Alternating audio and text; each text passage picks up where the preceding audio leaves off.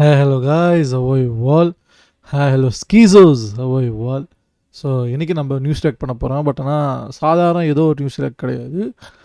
Israel and Iran ரெண்டு பேர் நடக்கிற கான்ஃப்ளிக்ட் ஒன்று போயிட்டு இருந்துச்சு. நீங்கள் நியூஸில் பார்த்துருப்பீங்க. பார்க்காதவங்களுக்கு தான் இது மெயினான விஷயம்.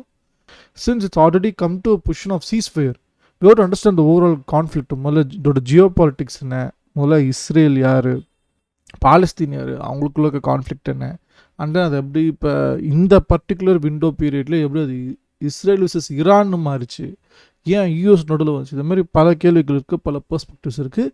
முதல்ல நியூஸ் மீடியா என்னவா ரிப்போர்ட் பண்ணுச்சுங்கிறத முதல்ல பார்ப்போம். And then will get to our political partner crack. அதுக்கிட்ட நம்ம எல்லாத்தையும் கேட்டு எல்லா கான்ஃப்ளிக்ஸ் அண்ட் ஹிஸ்ட்ரிஸ், யார் சைடில் என்ன இஷ்யூ, எதுக்காக, என்ன ரீசன் உங்களை வேலிடேட் பண்ணிட்டாங்க, எல்லாத்தையும் நம்ம கேட்டு பார்ப்போம். First, how media covert it.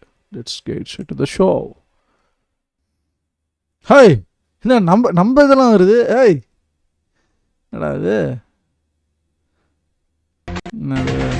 Ladies and gentlemen, President Donald Trump's obsession for the Shreya அவர்கள் ரொம்ப நாளடா காண நினச்சிட்டு இருந்தேன். மிரர்னூர்லேருந்து டேரெக்டாக இப்போ டைம்ஸ் தான் வந்துட்டாங்க போல. ரைட். என்ன நியூஸ் இது? Pakistan trolled over Trump Nobel pitch, news remarks Pak's mockery, blood and bombs and blood yet Nobel. பார்த்துருவாங்க. பட் இருந்தாலும் மிரர்னூரில் அவங்களுக்குன்னு நல்ல ராஜ்யம் மாரி நல்லா இருந்தாங்க. எதுக்கு டைம்ஸ் தான் வந்தாங்கன்னு தெரில. Nobel Peace Prize. Well, it's rather well known. If he had his way, you just heard him, he would have won the prestigious Peace Prize 4 or 5 times by now for his quote-unquote stellar peacemaking efforts that have spanned geographies, Africa, Middle East, Europe, even the Indian subcontinent. 139 individuals so far have won the Peace Prize. President Trump wants to be the 140th. So Pakistan, in a fit of sycophancy, decided to oblige. And then it went horribly wrong for Pakistan. It started with Pakistan's army chief, Asim Munir, getting a lunch invite to the White House that ended with Trump saying, "I love Pakistan." 2 days later, Pakistan wrote a letter to the Nobel Peace Prize Committee in Oslo and nominated President Trump for his stellar statesmanship in mediating peace between India and Pakistan. What the hell? It was a win-win situation for both parties. Mr. Trump would get his dream prize, and Pakistan would ensure Washington's kindness to them continues via the IMF. Barely a few hours after what Pakistan was tom-tomming as a diplomatic win turned to national shame. Donald Trump stunned the world by bombing the hell out of Iran's nuclear infrastructure. Iran was the first country to recognize Pakistan as an independent nation, and for the last 78 years, the two nations have remained very close allies. Essentially, Mr. Trump, who Pakistan wants a Nobel Peace Prize for, went to war with their best friend.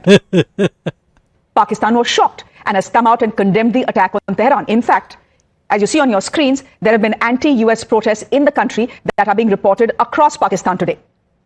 Friends and foes of the government in Pakistan are saying that the country's grace and dignity has been undermined by Pakistan's chamchagiri of Trump.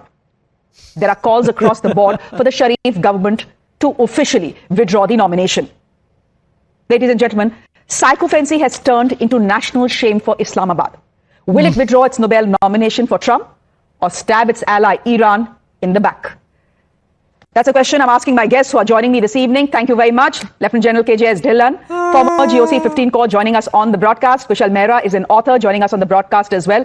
David Sofair is a Republican strategist. He is with us on the broadcast as well. Thank you, gentlemen. David, can I come to you? Pakistan is in a rather tough position. I'm fairly certain, despite the domestic pressures, they will not find it very easy to now write to the Peace Prize Committee and say, look, we have changed our minds. We don't want a Nobel Prize for Trump anymore. Do you think they'll do that, or do you think they'll just play safe? They have too much to lose. Thank you very much for having us.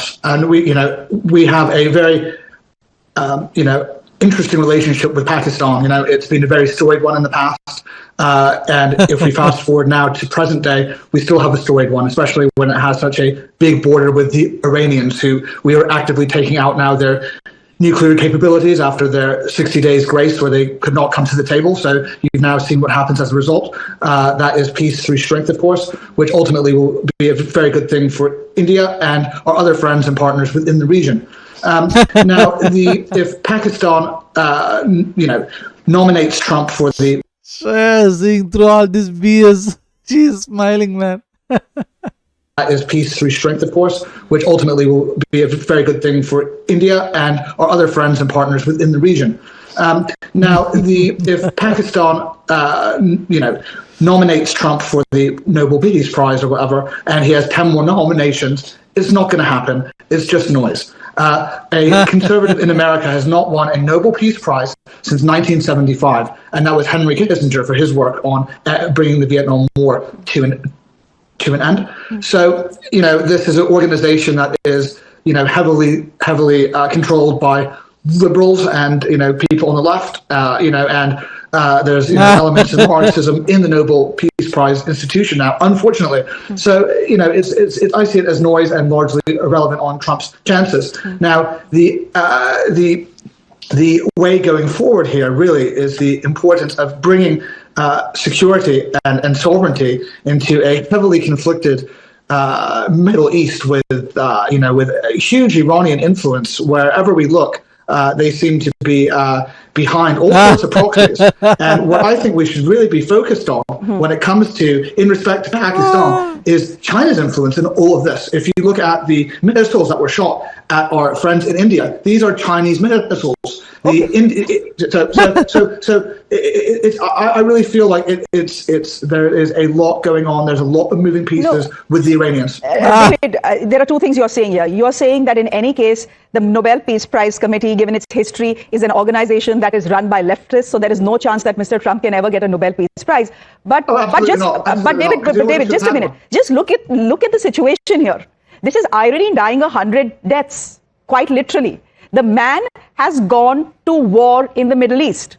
The Nobel Peace Prize is given to people who bring peace in various parts of the world, like Barack Obama was. Does he even deserve the Nobel Prize, David? So it would be very safe to say that targeted attacks on an unauthorized, unregulated nuclear facility would be a step in the right direction for peace and stability in the region, yes. So America and the United States have not declared war on anywhere in the Middle East, okay? So that's first thing. That's very important for our viewers to understand that, right? So taking out nuclear reactors and everything from a country that sponsors loads of terrorism within the region is a separate matter. So the two is important not to conflate. Okay. Yeah. Okay, General Dhillon, would you want to come in here? Yes. Ma'am, this is not the first time that Pakistan is doing a double speak. And this is also not the first time that American flags are being burnt on the streets of Lahore and Karachi and Islamabad. It has happened in the past and it has happened quite frequently. Pakistan was the main ally of the USA and the world in war against terror. And we all know where Osama bin Laden was found. This time also, Pakistan's army chief is having lunch with the President Trump. And the country as such is against supporting American actions in Iran. So Pakistan has a very good history of getting through such crises, and I'm very sure they will sail through this, and nothing will happen to their deep state. Their deep state will continue to enjoy the backing of the West, and the public will continue to go more hungry, and it will have a devastating effect on the economy, on the diplomacy, on the politics. But the elite in Pakistan couldn't be bothered. They would do what suits them the best, and the history is an example of that. The fact is that Pakistan's geography is such that the Western world, especially the United States of America, requires them. We understand that. But, Kushal, what we are seeing here is complete hypocrisy. On one day, you're having lunch with the US president, who, by the way, when you're having lunch, has already planned strikes at your best friend's nuclear facilities, right? So, you go have lunch with him, tom it as a big diplomatic win. You come back, you even nominate him for a Nobel Peace Prize. Then you realize, oh my God, on the same day, America has deeply embarrassed us and gone and bombed the hell out of Iran. The least you would do, what do? You go and you protest and you say we are against these US strikes. But you don't withdraw your nomination for the Nobel Prize. I mean, if this is not hypocrisy, I don't know what is. Well, first of all, good evening, everyone. The thing is, you cannot shame the shameless. Pakistan's race on that is they are shameless. So this is like expecting somebody who is besharam to have sharam. Like, where we are we are dealing with a country that thinks they won every war against India. We're dealing with a country their entire essence is my people can go to hell, but I can create this imaginary world which Dylan Saab said perfectly, that they live in an imaginary world. Even the standard Pakistani meme of waqt badal gaye, jazbaat badal gaye, takdeerein badal gaye does not apply to them, because they are so shameless that no matter what happens, I think this is by design. They will continue taking American money because they think. And honestly, you have to give credit where it's due. Nobody knows how to butter an American better than a Pakistani. I think that's their one achievement. They know how to butter an American. They have really achieved that art form. Like, they know Trump is so fickle that, a Nobel Peace Prize application inside the Nobel Peace Prize committee would get them a few $1 million, because they are in a country eternally with a begging bowl. That's like, I think the symbol of Pakistan should be a begging bowl. That's the country. So I think India should not have these kinds of expectations. I think Pakistan is very good at being shameless. What India should learn is, how does India respond to this shamelessness with its tactfulness? The lesson for India in it is not the Pakistani hypocrisy. That is the by default position of Pakistan. The lesson for India is, how do we better leverage this hypocrisy in our favor? And unfortunately, the Indian discussion is never on the latter. It's always about calling Pakistan a hypocrite. It doesn't matter. Everybody knows. They themselves know that. No, but Kushal, it's not like India or Indians are asking for Pakistan to withdraw their nomination of Donald Trump. Their own country is doing it. They are saying you have, violated the grace and the dignity of the country. This is a national shame. Political leaders across the spectrum in Pakistan are asking the Sharif government, bhai, wapas lo ye. बहुत बेइज्जती हो गई. So it's the people of Pakistan and possibly the people of Iran who are looking at the situation and currently, as we speak, are being bombed, are the ones who are making that demand. A man who enters a war cannot be nominated for a peace prize. It's as simple as that. Yeah, but again, we are talking about a normal, rational world, not Pakistan. Pakistan is not normal. Pakistan is not rational. Pakistan is the complete antithesis of that. It's a country that is run by an army where politicians just say things, out of their backside. Like, what does a Nawaz Sharif have to do with any of this, or Shehbaz Sharif have to? They are just a glorified chaprasi carrying message from one place to the other. He's like, Hanji sir, kithe jana hai, tusi dasso. And the moment to like, idhar jaiye, and they will go to that place. I mean, to have these expectations, obviously, that is Pakistan. Like, I can see Dhillon Saab smiling because he knows, like, besharam se kya sharam ki umeed. They are what they are. My biggest concern is that maybe the other panelists, like, what should be the Indian response to this be? That's what I'm fascinated by. General Dhillon, should India be even responding to this? I would say none of our business. Karne to dene do jisko Nobel dena hai. We need America. Ma'am, it's none of our... I would say it's none of our business. But anyhow, do you think India should even respond to this officially? Ma'am, India, we are the 4th largest economy. We are 1/6 of the world in population and human resource, and by extension, the market. We are the biggest democracy in the world. We don't have to bother about these things. And ever since I'm born and I'm growing up, I've only heard these 3 A's run Pakistan: America, Allah, Army, and not necessarily in the same order all the time.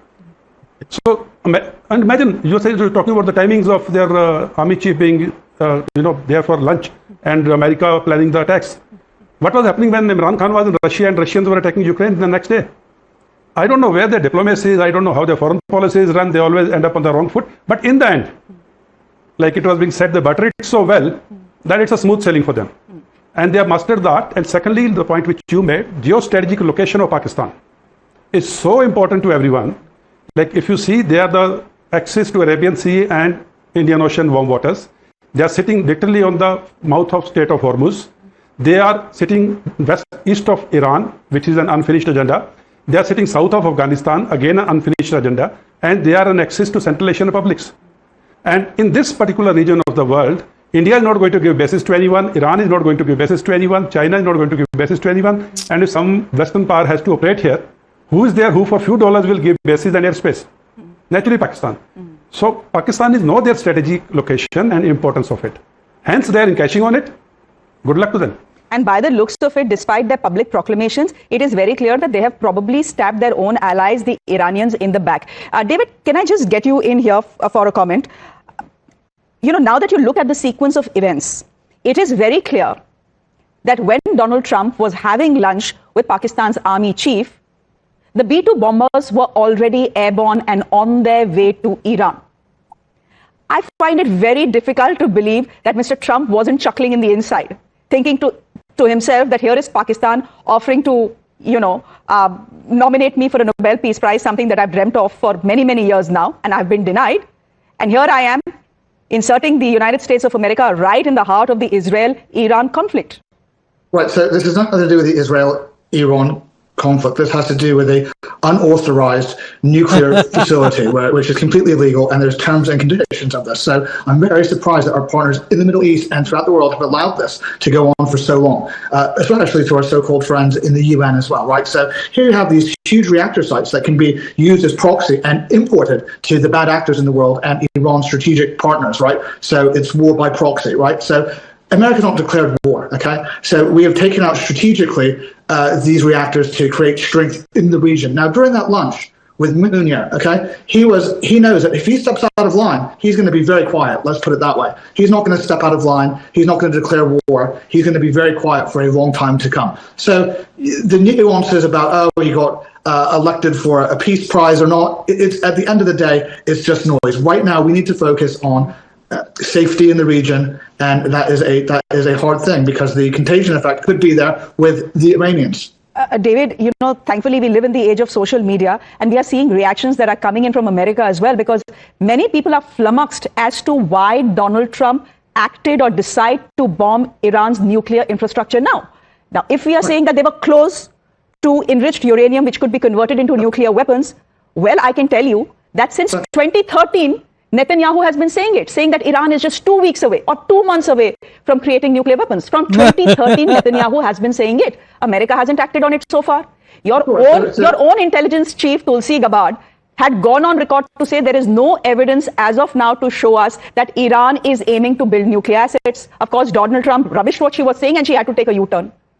What do you do if your boss publicly disses you? Iran had a 60-day, as we all know, right?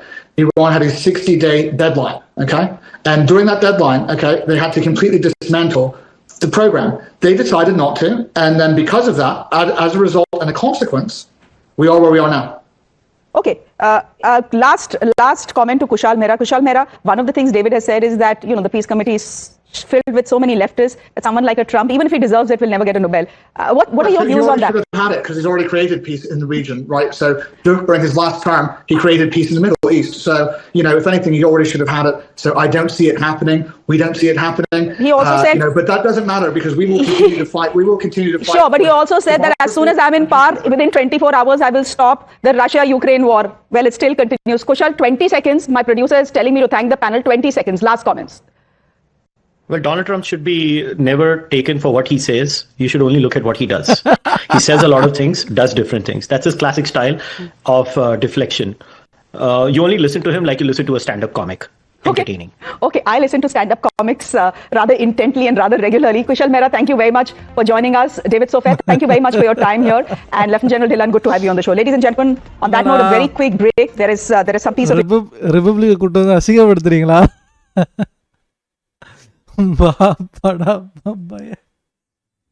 सबसे बड़ा रुपया उससे बड़ा dollar. Congress must be dissolved to weed out the Vadras and Gandhis. US is China, Pakistan trapped, just like the famous dialogue in the Mughal Islam where Emperor Akbar tells the Anarkali, Salim will not let you die and will not let you live. I claim Rajan's mother. Times is becoming interesting with ET now. News reader, software update of ET now. இன்னமா ஒரு command சென்சிபிளாக இருக்குதா புரியுதா ஒன்றும் புரிய மாட்டேங்குது. Okay guys, I think that's it from my end. Hope you enjoyed the video. ஒரு Iran and Israel versus எந்த இடத்துல ஈரான் அண்டு யூஎஸ் கான்ஃப்ளிக்ட் எல்லாம் எங்கே சுற்றி வந்துச்சு, எந்த மாதிரி நியூஸ் ரிப்போர்ட் வச்சுங்கிறத பார்த்தோம். நான் கிரெடிபிள் நினச்சேன் 2 நியூஸ்லேயே ஒரு நியூஸ் வந்து இஸ்ரேலேருந்து ரிப்போர்ட் கூடாதுன்னு பேன் பண்ணிட்டாங்க. இன்னொரு நியூஸு கமெண்ட் செக்ஷனில் போட்டு அடிச்சுன்னுங்கிறாங்க, ஏன்னா அப்படி பேஸ்டாக பண்ணுங்கிறாங்க. ஸோ இந்த வார் ஆஃப் நெரட்டிவ்ஸ்க்கு என்ன தான் தீர்வுனா டெஃபினெட்லி ஏ தான் தீர்வு. அட்லீஸ்ட் நீங்கள் குறைஞ்சபட்சம் ஏ கேட்டால் what are the reported incidents happen, எந்தெந்த கண்ட்ரி ஹிஸ்டாரிக்கலி எந்தெந்த டைமில் என்னன்னு சொல்லி என்ன வேலிடேஷன் வச்சுக்கிட்டு அவங்களாம் வாருக்கு போனாங்க, அது அப்புறம் எப்படி தீர்வாச்சு, யாருக்கு என்னென்ன பிரச்சனை, என்னென்ன கிரிட்ஜ், என்னென்ன பீஃபுங்கிறது நம்ம பொறுமையாக இன்னொரு வீடியோவில் கூட சீக்கிரமாக பார்ப்போம். Hope you enjoyed up till now this news react. வேறு கிரெடிபிள் நியூஸ் இருந்தால் சொல்லுங்கள் கமெண்ட் செக்ஷனில், நான் ஆச்சு தான் பார்த்து தெரிஞ்சுக்கிறேன். Jio politics is very very mind fucking thing that everyone wants a peace. Everyone is a cold-hearted beast தான் நான் சொல்லுவேன், who just want their own peace. And உங்களுக்கு ஏதாவது நான் படம் உங்களுக்கு பிடிச்சிருந்ததுன்னா லைக் பண்ணுங்கள். And if has some suggestions bro இப்படிலாம் நல்லாயிருக்கும் இதை பற்றி ரியாக்ட் பண்ணுங்கள் அப்படின்னு எந்த சஜஷன்ஸ் ஆகும் including the criticism just let me know the comment section. I will be reading all this comments. And if you want to support me hit that subscribe button that's the only you can support my good like me. கூட சீக்கிரம் நல்ல video உங்களை சந்திக்கிறேன். And bye see you all peace out.